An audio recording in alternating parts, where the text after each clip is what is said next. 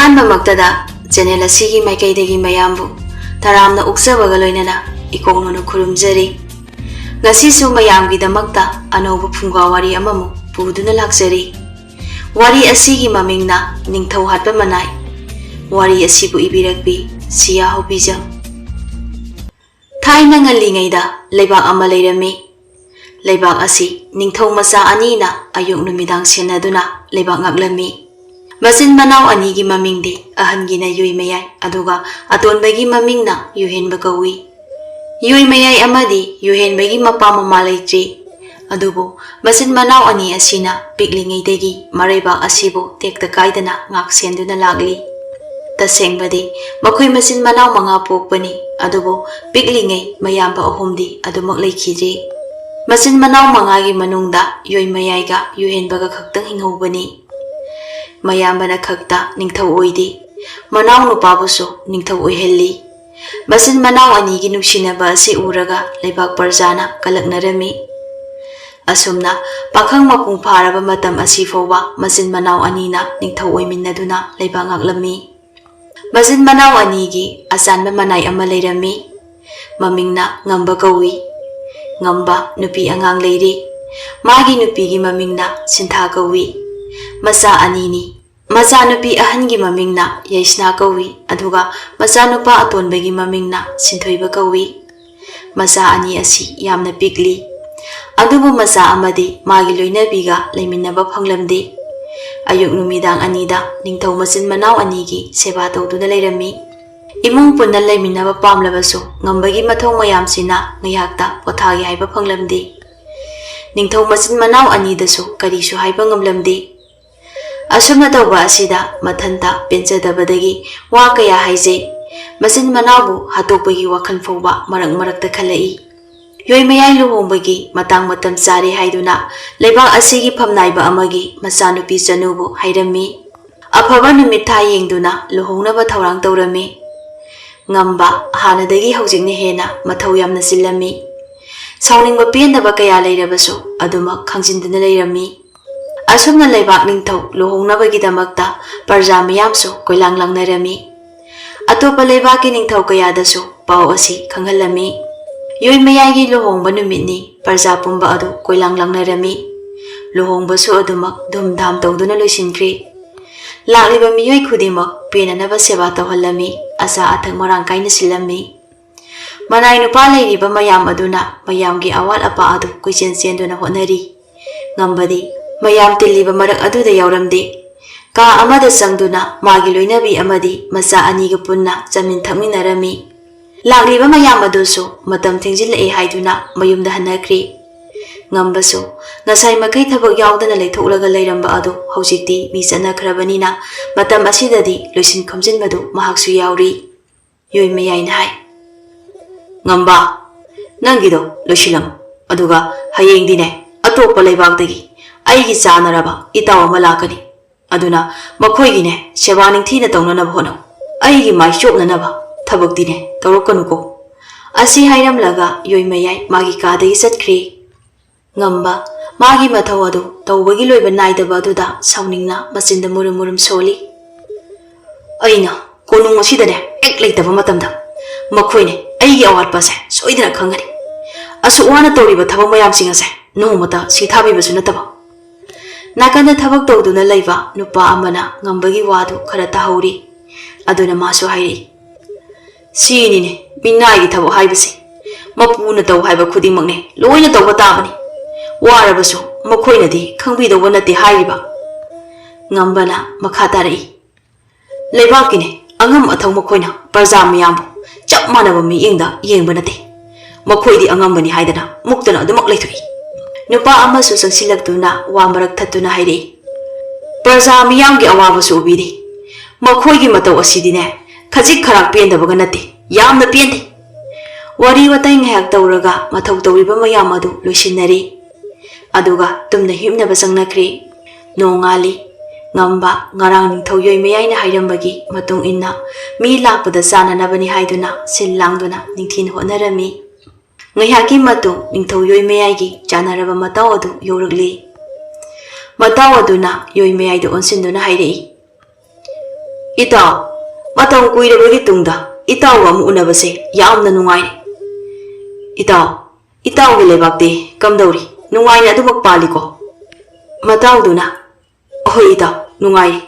Ado inaw yuhenbadi ude, kadai da leithrabagi mabu. Phamnaiba singa leibaki aruba wa khara tanahori. Itaw lakani haibadi masu khangdabani, aina haidre. Matang yoy mayai gado thabaki amadi atay gi matangda wari ngihak sanari. Ngamba ningtho yoy mayai gi manakta laklammi. Ngambana iningtho nanai mayamna chananaba mathen pumba langba loiri. Yoy mayaina ngamba inawu ko ekhoi puna chaminaragi. Phagani iningtho asi hairamlaga thokri. Somda yohenbasu phamnaiba mayamga wa khanaduna leiri. Matang asida ngamba changlaktuna wa hairi. Iningtho nangaina khurumjari. Chana thaknaba thaurang pumba loijari. Iningtho busu laknanaba haibirei. Yohenbana ngamba ai ngaihak leiraga laagi khanariba wa ase khara lui. Yambungi manakta chatuna pau ase khara hairamo. Ngambana phagani iningtho asi hairamlaga thokre. Ngamba ningtho yohenbana hena lumna lawi. Maram sulai yohenbadi kharasu pangtak sudak tawi. Mayambaga yamna khetnai.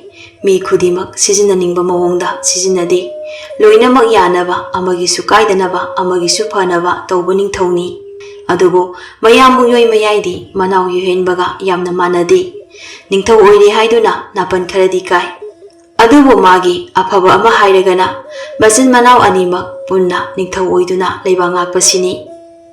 Ngambasu yoy mayai manakta yaurakli aduga yohenbana hairakpa wadu amuk tamlammi. Yoy mayaina phare adudi ngamba ma kona charasana itawga puna ekhoidi chananaba tawragi. Ngambana chatuna yoy mayai loinabi chanubusu kaururi aduga leiriba mayam adubusu punna chamin thakminarami. Matawna haire itaw nangi konongi pujari singa siri thong thakpa loinai ngasigi mathen pumba asoiba amata hek leiti. Ngamba wa asi taraga momon tawje.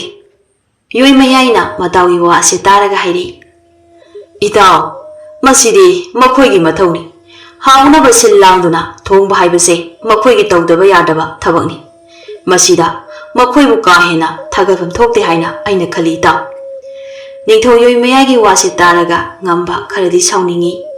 Makhoibu thagatbagi mahut ngangliba khondadu saulingli haidunasu mapan thokna wa hairubadi yadabanina kari amata haida leiri. Sa ising saba thakpa loiraga yoy mayagi mataw adusu satkri. Yohenbasu wa khanaba loiraga mayamugi manakta laklami. Yohenbana hangi yambo kana laame haibano ngasisibo. Yoy mayaina aigi chanaraba itaw ama laambani phana kuinadine ngairambani adubu masu thengi haidana chatkre. Yohenbana o aisu asomda wa khanabado pakhekta usinba yadaduna leiraba. Yoy mayaina phare nangsune waramlani ngehak pothajaruro. Aduba nakal amaromdana ngambadu wakhal mawon khalami. Maramdi mahangna khaliba wakhal adu atay amta natti. Mataw karamna nungaina leisige khanbada awaba haibadu oiri.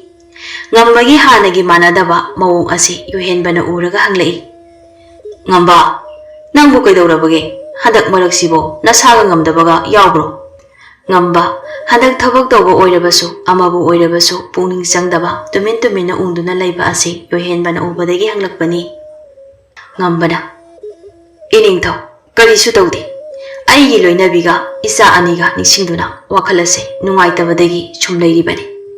Atopa karisu ahenba wakhan khanba leite. Asumna mana khaliba wa pumba adu losillaga semjin sajinba wana hairami. Yohenbadi karisu khangdabanina ipaphodokna hairi. O numit kharani leiragane nangsu yumda hekchal matam kharane nungaina leirusu. Yohenbagi wase taraga ngamba yamna haraurami. Iningthogi wase tabada nanai yamna harawi. Iningthogi pukjelase nanaina punsigi kaujaroi. Asi hairamlaga mathaudo amu mai onsinkri. Yohenbasu chatkre aduga mayambungna leiriba ka aduda changlai. Yohenbana yambo ꯑꯩꯕꯨ ꯀꯧꯕꯤꯕꯕꯨ ꯀꯔꯤ ꯋꯥ ꯇꯥꯟꯅꯁꯤ ꯍꯥꯏꯕꯅꯣ? ꯑꯁꯤ ꯍꯥꯏꯔꯒ ꯐꯝꯊꯩ ꯌꯣꯏꯃꯌꯥꯏꯅ꯫ ꯅꯪꯕꯨ ꯂꯨꯍꯣꯡꯕꯒꯤꯅꯦ ꯋꯥ ꯇꯥꯟꯅꯁꯤ ꯍꯥꯏꯗꯨꯅ ꯀꯧꯕꯅꯤ꯫ ꯃꯇꯝ ꯂꯩꯔꯤꯉꯩ ꯅꯪꯒꯤꯁꯨꯅꯦ ꯑꯄꯥꯝ ꯄꯥꯝꯗ ꯍꯥꯏꯌꯨ꯫ ꯑꯩꯅ ꯉꯝꯃꯤ ꯍꯥꯏꯗꯅ ꯏꯅꯥꯎꯒꯤ ꯑꯄꯥꯝꯕꯗꯣ ꯀꯩꯗꯧꯅꯨꯡꯗ ꯑꯌꯦꯠꯄ ꯄꯤꯔꯣꯏꯀꯣ꯫ ꯌꯥꯝꯕꯨꯡꯅ ꯑꯩꯒꯤ ꯐꯠꯇꯅꯕ ꯀꯔꯤꯁꯨ ꯇꯧꯒꯗꯕ ꯅꯠꯇꯦ, ꯑꯗꯨꯅ ꯌꯥꯝꯕꯨꯡꯅ ꯐꯒꯅꯤ ꯍꯥꯏꯕꯗꯣ ꯑꯗꯨꯃꯛ ꯇꯧꯕꯤꯌꯨ꯫ ꯅꯅꯥꯎꯗꯤ ꯀꯩꯁꯨ ꯍꯥꯏꯖꯔꯣꯏ꯫ ꯃꯇꯩ ꯃꯆꯥꯅꯨꯁꯨ ꯉꯁꯥꯏꯗꯒꯤ ꯃꯆꯤꯟ ꯃꯅꯥꯎꯅ ꯁꯥꯟꯅꯔꯤꯕ ꯋꯥꯔꯤ ꯑꯗꯨ ꯇꯥꯗꯨꯅ ꯂꯩꯔꯤꯕꯅꯤ꯫ ꯃꯇꯥꯡ ꯆꯥꯅ ꯃꯥꯁꯨ ꯋꯥ ꯍꯥꯏꯔꯛꯏ꯫ ꯏꯅꯥꯎꯒꯤ ꯅꯨꯄꯤꯗꯤ ꯅꯇꯩꯃ ꯑꯩꯅ ꯊꯤꯒꯅꯤ꯫ ꯃꯇꯩꯃꯒꯤ ꯋꯥ ꯑꯁꯤ ꯇꯥꯕꯗ ꯌꯣꯍꯦꯟꯕꯗꯨ ꯃꯣꯃꯣ ꯅꯣꯛꯇꯨꯅ ꯈꯨꯝꯃꯤ꯫ ꯑꯩꯗꯤ ꯏꯇꯩꯃꯁꯤꯅ ꯏꯃꯥ ꯁꯛꯂꯕꯤꯅꯤ, ꯑꯗꯨꯅ ꯌꯥꯝꯕꯨꯡꯒ ꯏꯇꯩꯃꯁꯤꯒꯅ ꯁꯤꯟꯕꯗ ꯅꯅꯥꯎꯅ ꯀꯔꯤꯁꯨ ꯑꯊꯤꯡꯕ ꯊꯝꯖꯔꯣꯏ꯫ ꯃꯅꯥꯎꯒꯤ ꯋꯥꯁꯦ ꯇꯥꯔꯒ ꯆꯅꯨꯅ ꯍꯥꯏ, ꯏꯇꯩꯃꯒꯤ ꯏꯕꯨꯡꯉꯣ, ꯑꯩꯈꯣꯏꯒꯤ ꯃꯥꯡꯗ ꯅꯪꯅ ꯑꯩꯈꯣꯏ ꯅꯨꯡꯉꯥꯏꯈꯤꯔꯣꯏ ꯍꯥꯏꯗꯅ ꯅꯁꯥꯒꯤ ꯑꯄꯥꯝꯕꯗꯣ ꯂꯣꯠꯁꯤꯟꯒꯅꯨꯀꯣ꯫ ꯅꯌꯥꯝꯕꯗ ꯍꯥꯏꯕ ꯏꯀꯥꯏꯔꯕꯁꯨ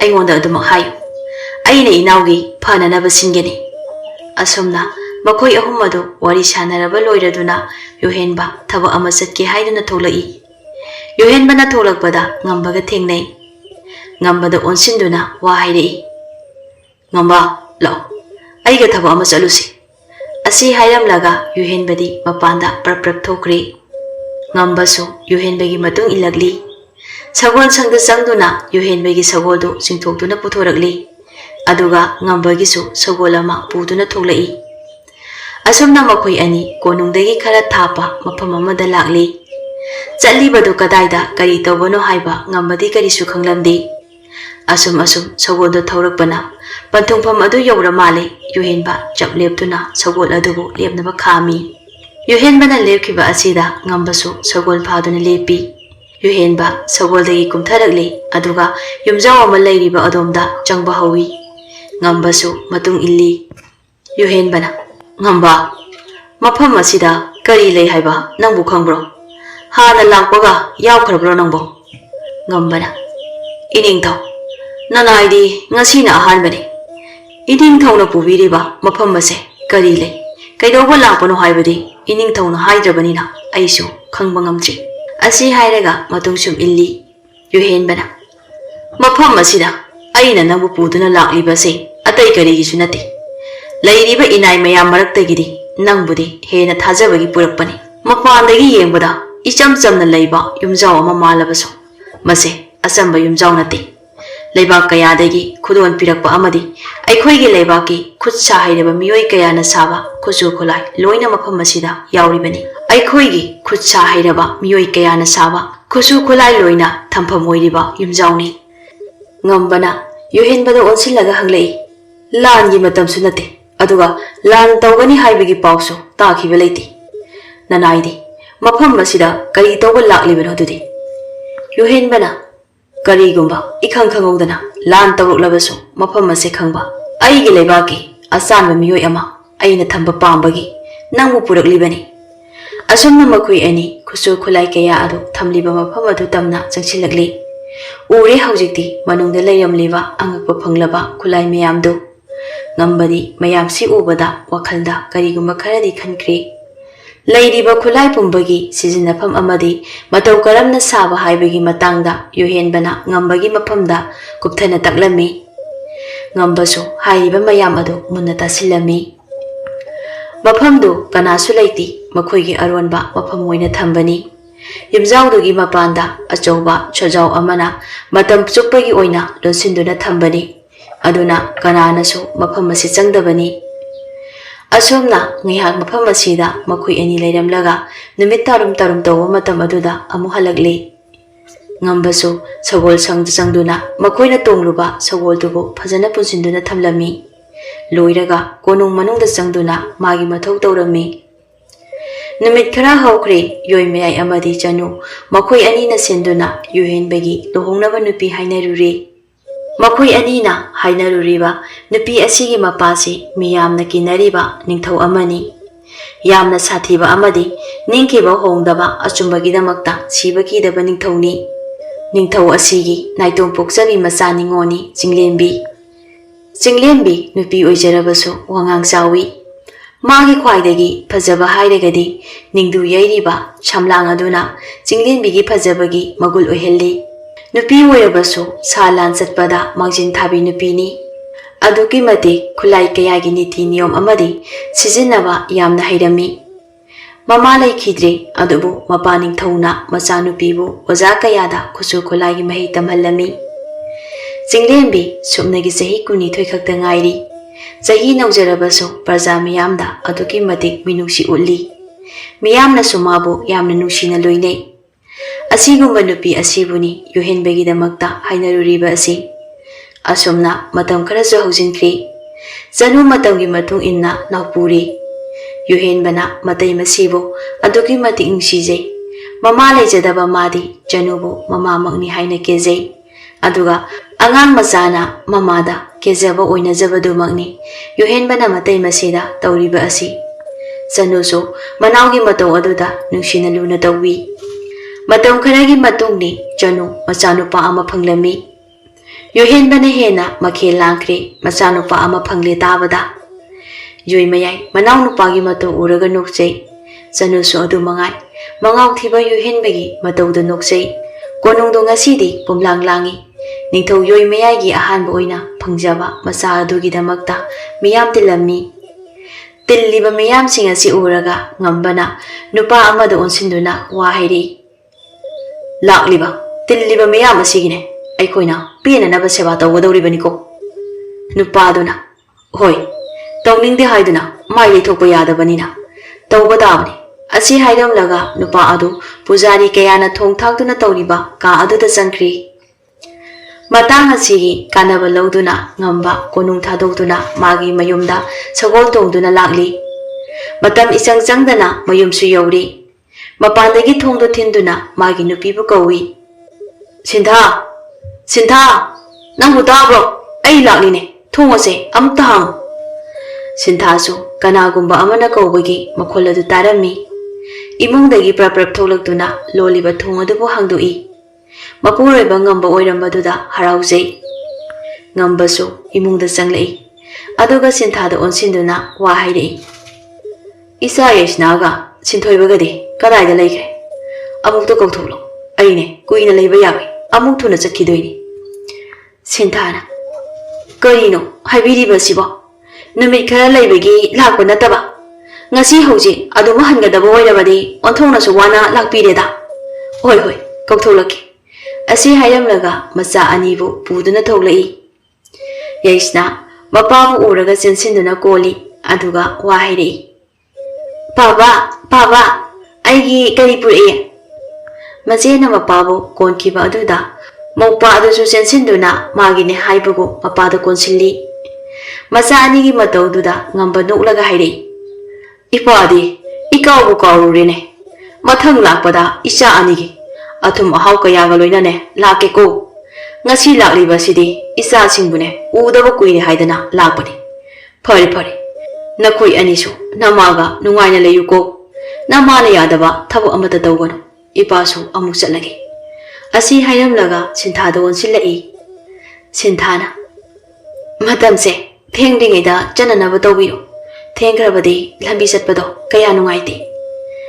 Ngambasu hoida aisu khangi. Asi hairamlaga ngambasu mapanda tholaklami. Aduga magi sagol adubu tongduna chatkri. Asomdana kamdauri nupa amana ngambana chatkiba adu yoi mayai tamduna pau pumba khangalli. Konungi thabak kaya asibu hundokduna athengba asifoba halaktaba asida yoi mayai du yamna saurami. Ikui kuidana ngambasu konung yoksilakli. Sagol adubu thanamlaga konungda praprap changlakpani. Nupa ama lakpadu thengnari.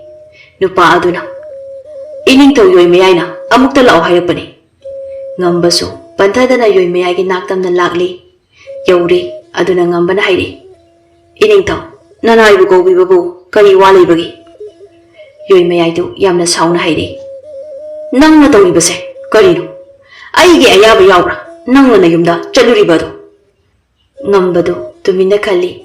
Mana yumda chatpasi kamdawna khanglibano haiduna adubu khumdabadi yadabanina asumna hairi.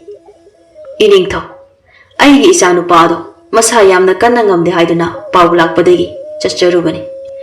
ꯏꯅꯤꯡꯊꯧꯗ ꯍꯥꯏꯒꯗꯕꯁꯨ ꯃꯌꯥꯝ ꯂꯥꯡꯕꯒ ꯏꯅꯤꯡꯊꯧꯒꯤ ꯅꯨꯡꯉꯥꯏꯕ ꯅꯨꯃꯤꯠ ꯑꯁꯤꯗ ꯋꯥ ꯑꯃꯨꯛ ꯍꯥꯏꯔꯒ ꯍꯔꯥꯎꯕ ꯃꯥꯡꯈꯤꯅꯤ ꯈꯟꯗꯨꯅ ꯅꯅꯥꯏꯅ ꯍꯥꯏꯗꯕꯅꯤ ꯍꯜꯂꯛꯄꯒ ꯐꯖꯅ ꯍꯥꯏꯒꯦꯗꯤ ꯅꯅꯥꯏꯅ ꯈꯟꯗꯨꯅ ꯄꯔꯞ ꯆꯪꯖꯔꯛꯄꯅꯤ ꯉꯝꯕꯒꯤ ꯋꯥꯁꯤ ꯌꯣꯏꯃꯌꯥꯏ ꯀꯌꯥ ꯊꯥꯖꯔꯝꯗꯦ ꯑꯗꯨꯅ ꯃꯅꯥꯏ ꯅꯨꯄꯥ ꯑꯃꯕꯨ ꯀꯧꯁꯤꯜꯂꯤ ꯍꯥꯏ ꯅꯈꯣꯏ ꯀꯅꯥ ꯂꯩ ꯅꯨꯄꯥ ꯑꯃ ꯆꯪꯂꯛꯏ ꯏꯅꯤꯡꯊꯧ ꯅꯅꯥꯏ ꯑꯩꯈꯣꯏ ꯂꯩꯖꯩ ꯀꯔꯤ ꯇꯥꯛꯄꯤꯒꯗꯕ ꯌꯣꯏꯃꯌꯥꯏꯅ ꯍꯧꯖꯤꯛꯃꯛ ꯅꯈꯣꯏ ꯈꯔ ngambagi yumda chatlugadabani aduga magi machanupa adu masa ngambra ngamdabra haibadu yengluso yoi mayagi wase taraga ngambadu ipa pakhana wa hairi nate iningthaw mi thaduna amu matam mangan biganu nanaina haijari base asengba achumbadu mangni yoi mayaina ngambagi ipa pakhatpa mawong aduda hanadagi hena chingnaba henkri aduna wa hairi aina mi thabada thingliba nangbo kari oiribage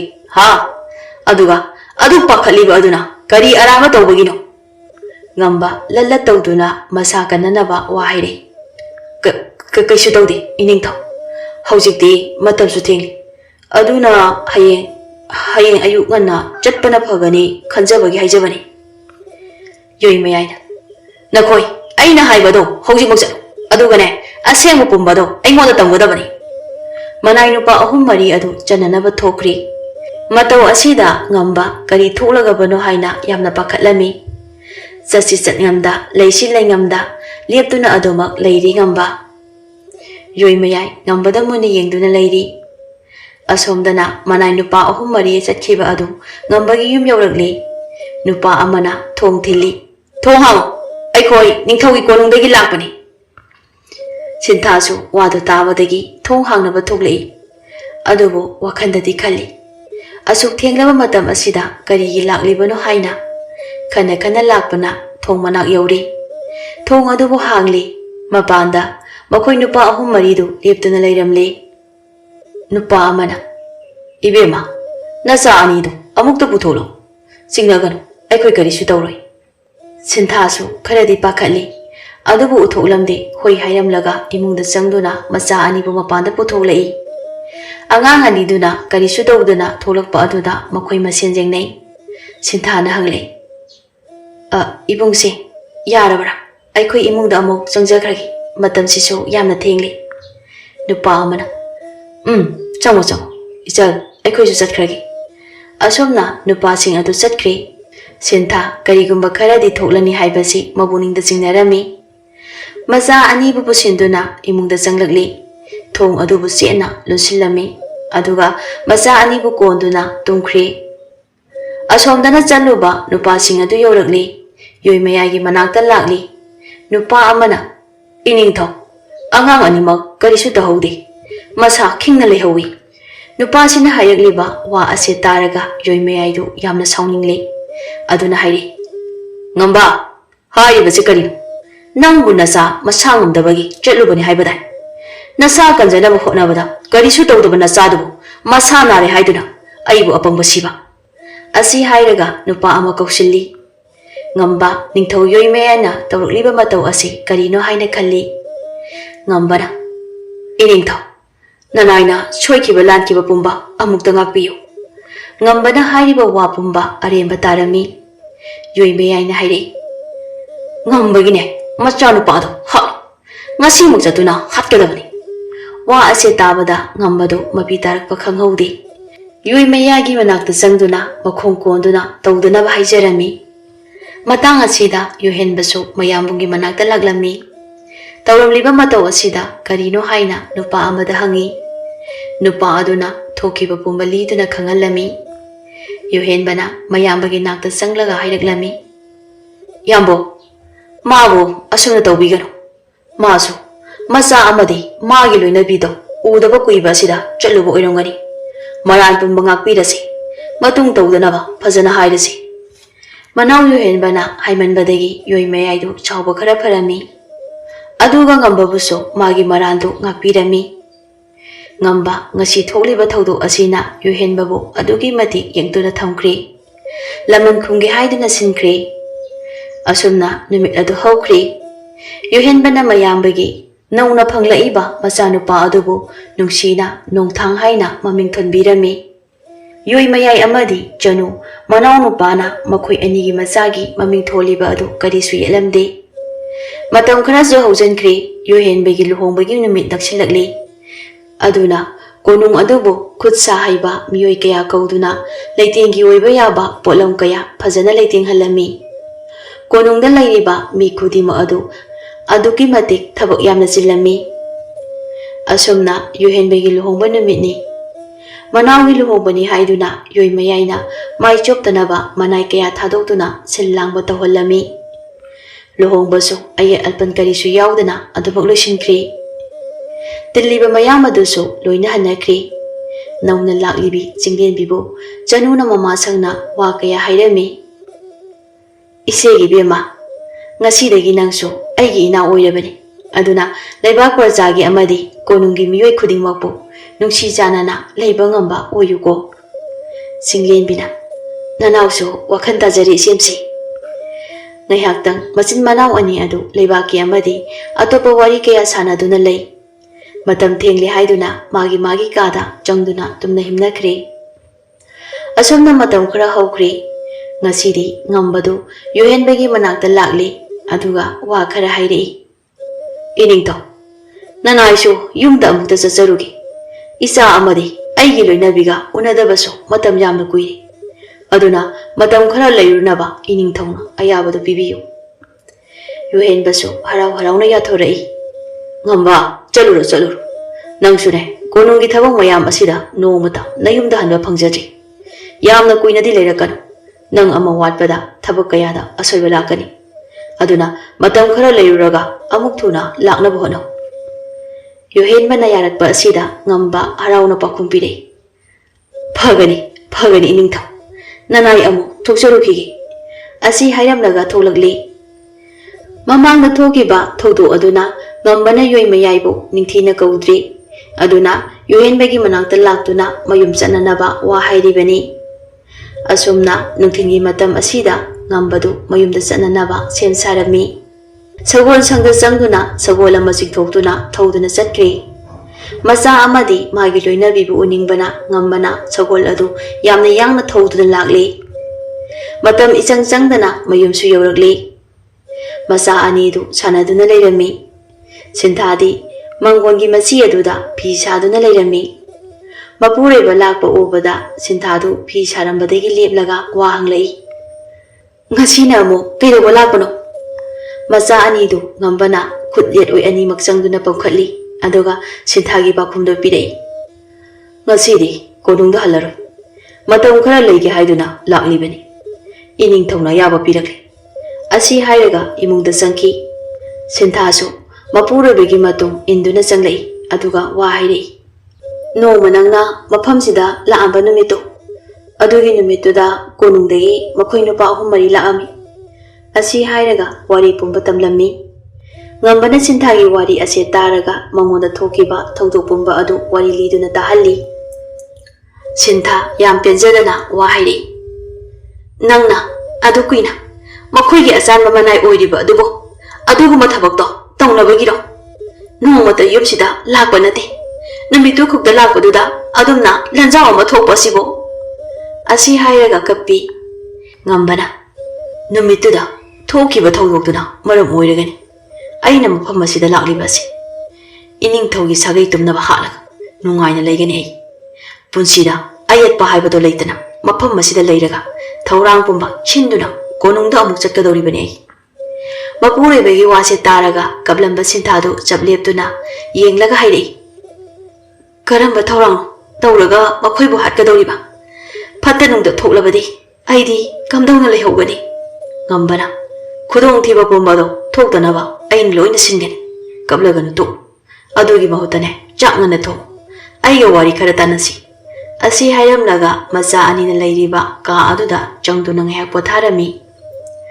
Asumna ngamba amadi sintha aronba wa kaya tanaduna ningthau sagaibu matau karamna hasige haina wari sanarami. Asomdana chingdenbisu naupuri. Matam asida laibak asida atopa laibaktagi lan tawraklami. Ikhang khangawdana tawrakliba lal asida chingdenbisu yaugani haiduna chingduna laikri. Mapureba Yohen bana yaudanaba phana kanna hai. ꯑꯗꯨꯕꯨ ꯌꯥꯕ ꯀꯧꯕꯗꯤ ꯂꯩꯔꯝꯗꯦ꯫ ꯑꯁꯨꯝꯅ ꯂꯥꯜ ꯑꯗꯨꯒꯤꯗꯃꯛꯇ ꯃꯈꯣꯏꯁꯨ ꯁꯦꯝ ꯁꯥꯔꯤ꯫ ꯂꯩꯕꯥꯛ ꯑꯅꯤꯒꯤ ꯂꯥꯟꯃꯤꯁꯤꯡꯗꯨ ꯃꯥꯒꯤ ꯂꯩꯕꯥꯛꯅ ꯂꯥꯟ ꯉꯝꯗꯕ ꯌꯥꯗꯦ ꯍꯥꯏꯗꯨꯅ ꯀꯟꯅ ꯂꯥꯟꯊꯦꯡꯅꯔꯤ꯫ ꯆꯤꯡꯂꯦꯟꯕꯤꯅ ꯂꯥꯟꯒꯤ ꯂꯥꯟꯂꯣꯟ ꯀꯌꯥ ꯁꯤꯟꯗꯨꯅ ꯃꯈꯣꯏꯅ ꯃꯥꯏ ꯄꯥꯛꯂꯝꯃꯤ꯫ ꯆꯤꯡꯂꯦꯟꯕꯤꯒꯤ ꯊꯧꯅꯥ ꯂꯤꯡꯖꯦꯜꯗꯨ ꯎꯔꯒ ꯂꯩꯕꯥꯛ ꯄ꯭ꯔꯖꯥ ꯃꯤꯌꯥꯝꯅ ꯃꯥꯕꯨ ꯁꯛꯅ ꯁꯣꯟꯅꯔꯝꯃꯤ꯫ ꯑꯁꯨꯝꯅ ꯃꯇꯝ ꯈꯔꯒꯤ ꯃꯇꯨꯡꯅꯤ ꯆꯤꯡꯂꯦꯟꯕꯤ ꯃꯆꯥꯅꯨꯄꯤ ꯑꯃ ꯄꯣꯛꯂꯝꯃꯤ꯫ ꯑꯍꯥꯟꯕ ꯑꯣꯏꯅ ꯌꯣꯍꯦꯟꯕ ꯑꯃꯗꯤ ꯆꯤꯡꯂꯦꯟꯕꯤꯒꯤ ꯐꯪꯖꯕ ꯃꯆꯥꯅꯨꯄꯤ ꯑꯗꯨꯕꯨ ꯈꯝꯅꯨ ꯍꯥꯏꯅ ꯌꯣꯍꯦꯟꯕꯅ ꯃꯃꯤꯡ ꯊꯣꯜꯂꯝꯃꯤ꯫ ꯃꯌꯥꯝꯕꯨꯡ ꯌꯣꯏꯃꯌꯥꯏꯒꯤ ꯃꯆꯥꯅꯨꯄꯥ ꯅꯣꯡꯊꯥꯡꯅ ꯃꯆꯜ ꯑꯗꯨꯕꯨ ꯄꯥꯝꯕꯤꯔꯤ꯫ ꯄꯤꯛꯂꯤꯕꯤ ꯃꯆꯜ ꯑꯗꯨꯕꯨꯁꯨ ꯎꯔꯒ ꯅꯣꯡꯊꯥꯡꯅ ꯃꯃꯥꯗ ꯑꯣꯟꯁꯤꯜꯂꯒ ꯋꯥ ꯍꯪꯂꯛꯏ꯫ "ꯏꯃꯥ, ꯏꯃꯥ, ꯑꯩꯒꯤ ꯏꯆꯟꯒ ꯀꯅꯥꯅ ꯍꯦꯟꯅ ꯅꯨꯡꯁꯤꯒꯦ?" ꯅꯣꯡꯊꯥꯡꯒꯤ ꯋꯥꯍꯪꯗꯨꯗ ꯆꯅꯨꯅ ꯅꯣꯛꯂꯒ ꯈꯨꯝꯂꯛꯏ꯫ "ꯑꯗꯨꯕꯨꯔꯣ, ꯏꯆꯥ ꯅꯣꯡꯊꯥꯡꯁꯨ ꯅꯨꯡꯁꯤ ꯑꯗꯨꯒ ꯈꯝꯅꯨꯁꯨ ꯅꯨꯡꯁꯤ, ꯆꯞ ꯃꯥꯟꯅꯩꯌꯦ."